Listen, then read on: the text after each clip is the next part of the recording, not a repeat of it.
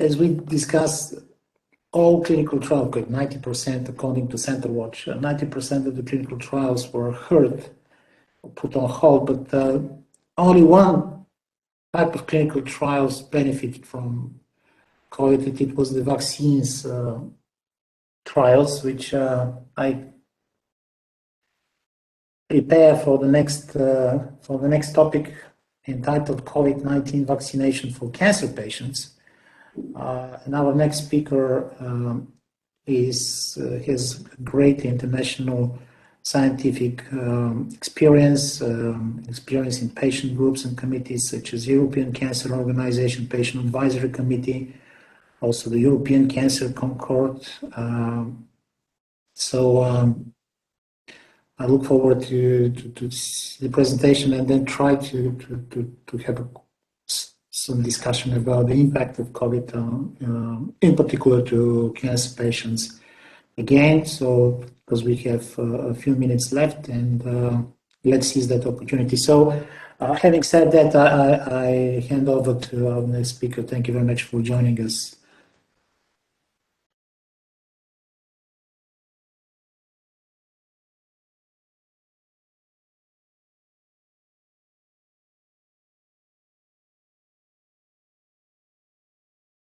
Professor Diler, can you hear us? You may be on mute, Professor. Can you hear me now? Yes, we do.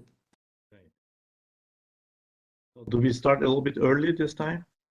If you don't mind, then we can catch up with some problem, discussion. No problem. I'm a lot of things to say, so it's good to have more time. So I'm just sharing my screen if you wish.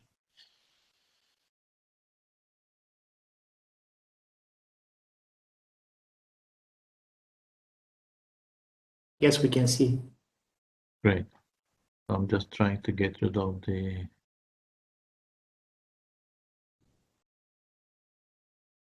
So, I mean, I really missed the opportunity to listen, Mark, the previous speaker, because there's going to be overlapping parts between his and my presentation. But I mean, we've been working in several other committees with Mark, and then we discussed this and worked on this topic in the Inspire to Live Foundation working group. So I think it's going to be all right if you just listen both folks. But again, sorry for the overlapping parts. Second, yeah. So I have no actual or potential conflict of interest in relation to this program or the presentation itself. The outline of my topic is as follows. I'm just going to talk a little bit about prioritization, optimal parameters to be followed in cancer patients with COVID-19. COVID-19 vaccine trials. I'm not going to go too much in that because I'm sure Mark has touched on this topic. Mental health during pandemic, scientific literature under scrutiny during pandemic, registries, data and its sharing, risk communication, risk perception during pandemic, cancer care in the future, and preparing for the next pandemic. I mean, we know that the novel coronavirus SARS-CoV-2 has emerged in the beginning of 2020 and has rapidly spread over the globe, causing the serious disease. Until today, 200 million people are registered with COVID and 5 million deaths worldwide. And it has been declared a public health emergency in late January 2020 and pandemic in March 2020. So I'm just also working in a subgroup, a working group in Inspire to Live Foundation. It's a worldwide platform of patient advocates, researchers, clinicians, working collectively in the world campus to create a bigger impact for patients with cancer. I'm just highlighting some crucial issues and outlining our recommendations for patients with cancer pandemic during the COVID-19 pandemic, including the priority vaccination issue. I'm just trying to get rid of my own video here so that I see my slides. So prioritization and especially the principles in developing countries, there is scarcity in providing vaccines for everyone at once. So this is why prioritization becomes a necessity. So it shouldn't rely only on pure medical, epidemiological findings nor political motives. Instead, it should comply with ethical, legal, and medical principles. An unequal risk situation justifies and necessitates equal care. We highly recommend a priority vaccination to cancer patients who appear to be more vulnerable to COVID-19 and experience COVID-19 symptoms more severely. Vaccinating cancer patients should be considered as a tertiary preventive measure, given the fact that screening, diagnosis, treatment, and follow-ups are either delayed or halted during a pandemic. And this is a call for action for cancer societies to overcome the underestimation of cancer patients in priority vaccination, especially in developing or underdeveloped countries. Preliminary findings of COVID-19 risk survey done by our group suggest that healthcare professionals, voluntary caregivers, and immediate family members who are in direct contact with cancer patients have similarly high risk of getting COVID-19. So this means that healthcare professionals working with cancer patients, professional volunteers, caregivers, and immediate family members bear significantly higher risk than normal population of getting COVID. And it is noteworthy that this justice ground is closely associated with ethical principles of solidarity. And in societies where solidarity is effectively distilled and assimilated, this also shows respect and responsibility towards people who have higher risk. We believe that access to vaccines is a fundamental element of the right of health, and from a human rights perspective, access to vaccine is intrinsically linked with the principles of equality and non-discrimination, transparency, participation, and accountability. So we can call for action that low-income countries must be considered at the same level of urgency, and that the budgetary planning should be considered by UNDP to defray this inequality. We believe that getting a flu vaccine is more important than ever nowadays. It is especially important for people with cancer, as they are generally holding a higher risk of experiencing more severe forms of flu and COVID-19 at the same time. So we recommend providing flu vaccines for cancer patients and in discrete regions of the world where COVID-19 vaccine will not be available in the very short term. So this is also an open call for policymakers to make sure that the vaccine manufacturers ensure adequate supply of the influenza vaccines and not divert all of their capacities to COVID-19 vaccine production. So we recommend mandatory immunization policies should be considered for cancer patients against influenza virus during the pandemic. So optimal parameters to be followed in cancer patients with COVID-19. A lot of things to be said, but I'm not going to go into the very scientific details. But I can say that the number of cancer patients with COVID-19 in evidence-based peer-reviewed scientific journals is very scarce. Significant heterogeneity in studies such as types and stage of cancer, comorbidities, treatment phases, types of treatment, as well as age and gender, further complicate any preliminary conclusion to be drawn. And most of the guidelines come from high-income countries, which sometimes may not reflect the rest of the world. So it is imperative to get studies done to reveal how long antibodies remain intact to protect vaccinated healthy population as well as cancer patients. And we need to bear in mind that capacity and flexibility of healthcare systems in low-income countries are really very limited and should be compensated by international efforts like World Health Organization and UNDP.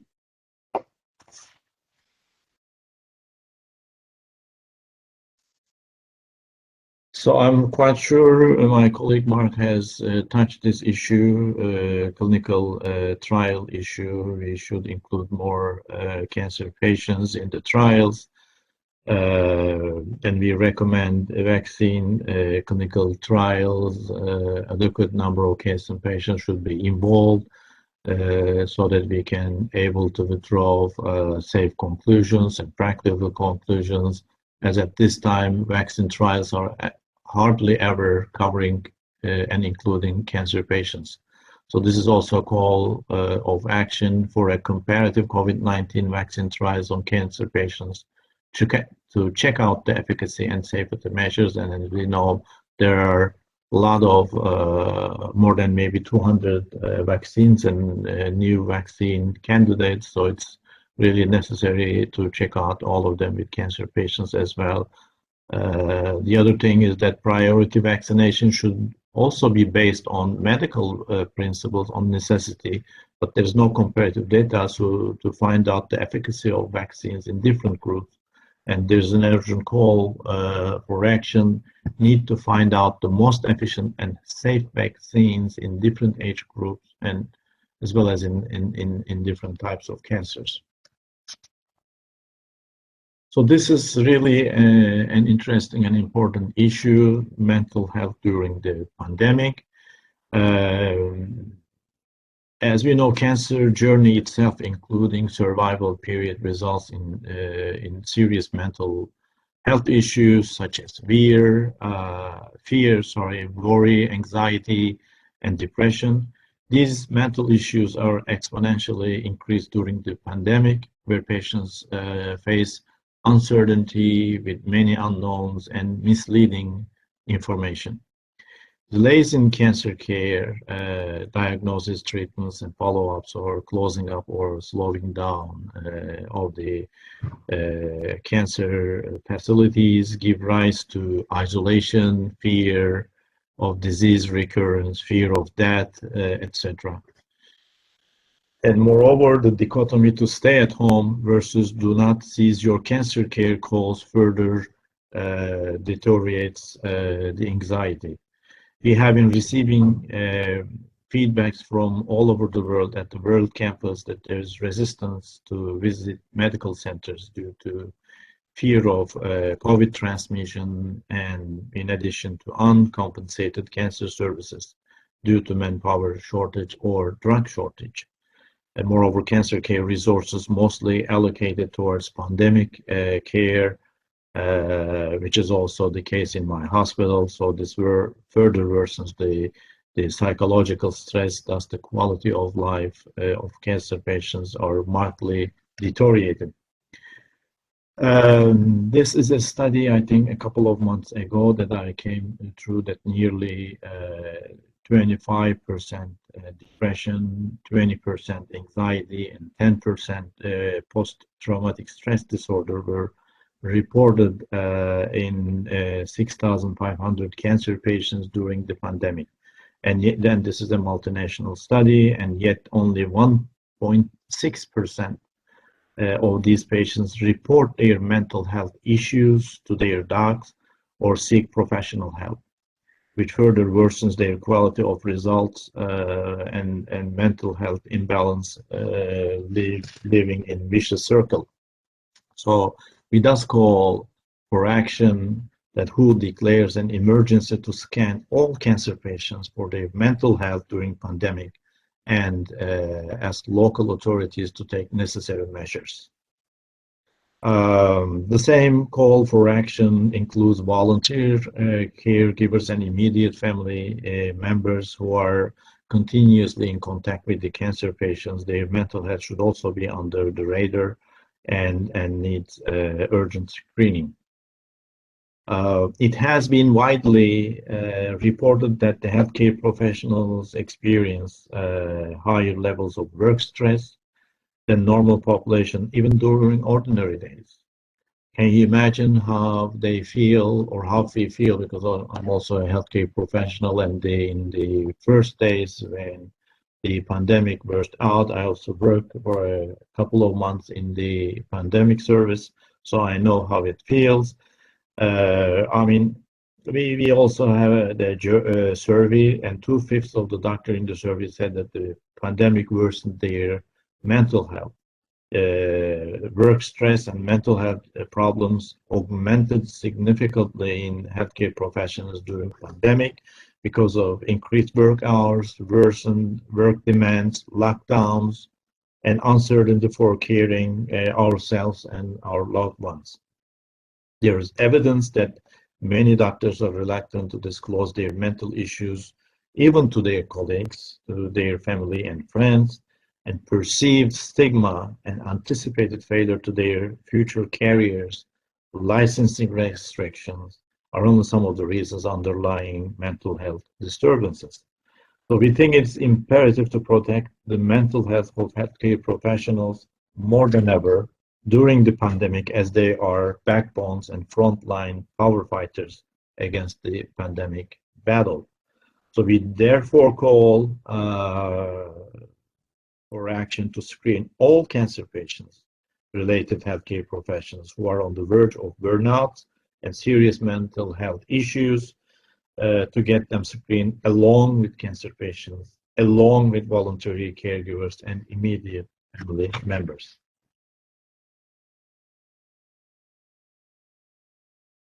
Going to skip this for the moment. So I just want to talk a little bit about the registries, data, and data sharing. There has been a quite number of repositories and IT platforms for data sharing during COVID-19 pandemic.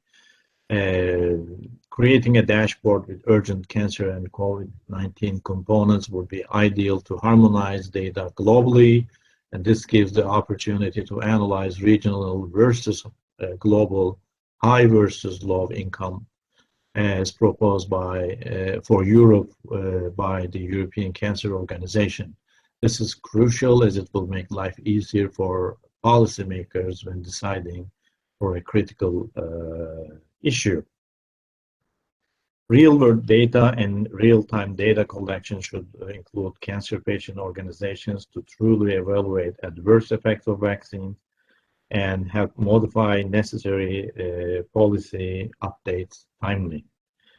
So the number and diversity of registries create an ambiguity which should be controlled, centralized, and standardized under an overarching body like the World Health Organization. First, to eliminate the weak data. Second, to enable meta-analysis, and thirdly, to analyze and recommend policy changes timely in low and high-income countries. Scientific literature. Policy makers are challenged by COVID-19 pandemic to mitigate the negative effects with timely and appropriate decisions. The decisions taken should be based on scientifically proven and evidence-based facts, otherwise impactful decisions are yet hard to make. So we therefore underline the need for scrutiny when citing an article to make a policy or a practice change. Systemic reviews and meta-analysis should be the preferred, if not all could be the golden standard. That's the randomized double-blind placebo controls. And case reports, single-centered studies with limited number of patients should be taken with caution.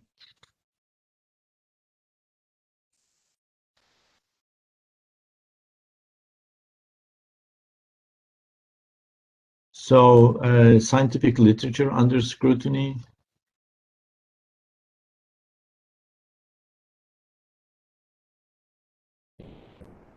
the overlapping slide here, sorry for that. Policymakers are challenged by the COVID-19 pandemic to mitigate the negative effects timely and appropriately with their decisions.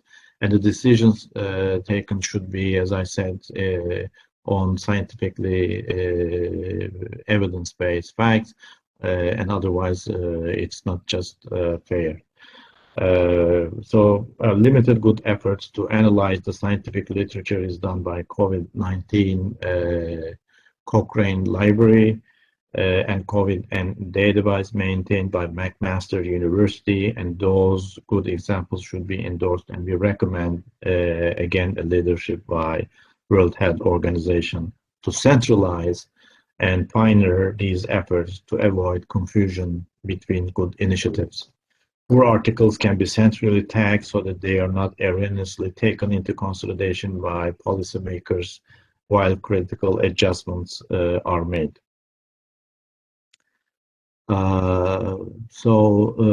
Moreover, most of the guidelines, although based on scientifically evidence-based data, they are generated by organizations of high-income countries, which most of the time fail to cover real-world priorities in the rest of the world. So we call, again, action to more work to cover cancer care guidelines in developing countries and underdeveloped countries.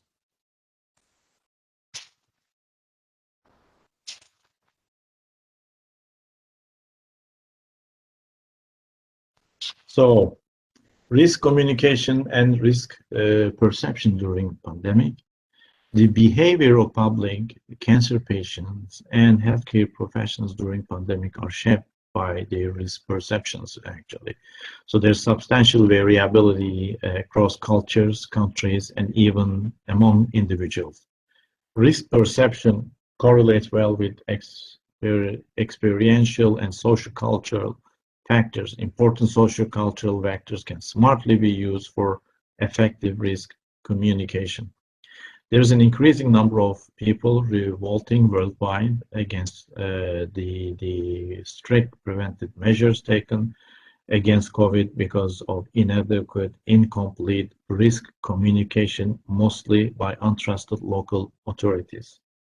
So we highly recommend that education should be based on evidence-based knowledge and transparent communication, and not on sanctions only sanctions will help build and restore trust and confidence in healthcare professionals, and thus in cancer patients and caregivers during the pandemic. The information given should also be dynamic, timely, and customized for groups with different levels of education and cultural, socio-economic vectors. Following and analyzing behavioral changes will help policymakers design evidence-based, real-time communication strategies, responding concerns and feedback timely and very accurately. Information to cancer patients provided to oncology patients on multiple platforms should be closely monitored. And this is also a call for action that World Health Organization or local specialist organization initiates discussions with social media platforms to eliminate unsolicited, misleading scientific messages. So the overall declaration that 2 shots will be enough, which has been given in the beginning of the pandemic, have been proven to be untrue nowadays. So thus this creates a big loss of faith even to official declarations, and this should be addressed with good crisis management strategies.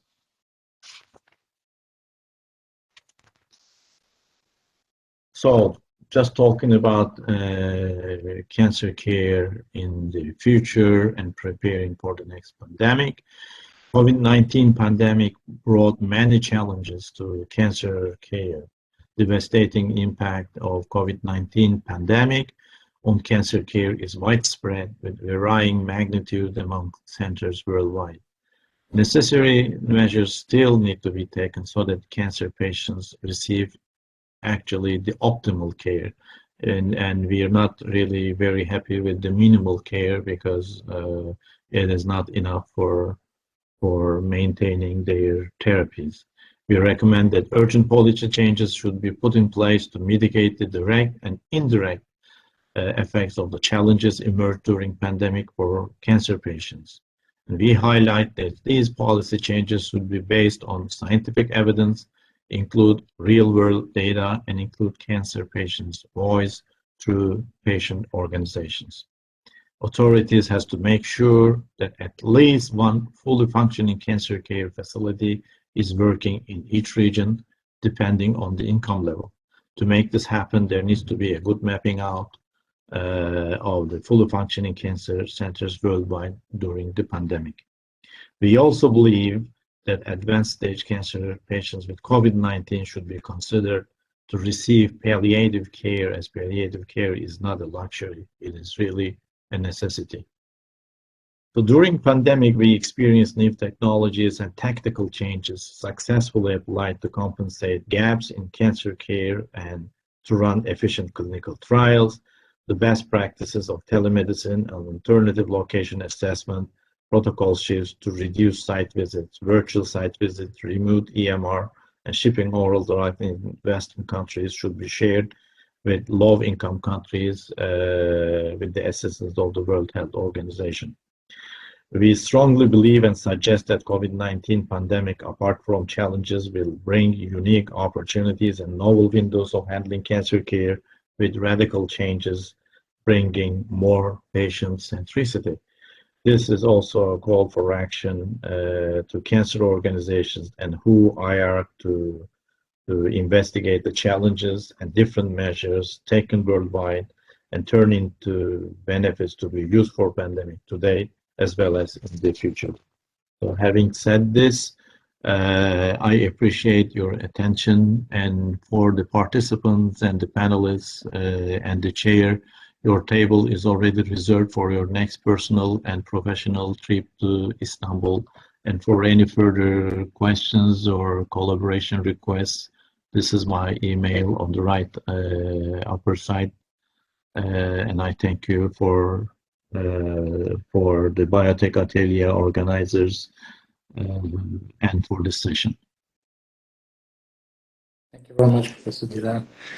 And yeah, we have to say we miss a lot this picture. We hope to be back soon to Istanbul. So thank you for the invitation. And we have time just to have a quick discussion about how COVID impacted cancer patients, also referring to the previous presentation. So any questions or any comments from the audience? We have one comment from Professor Lower.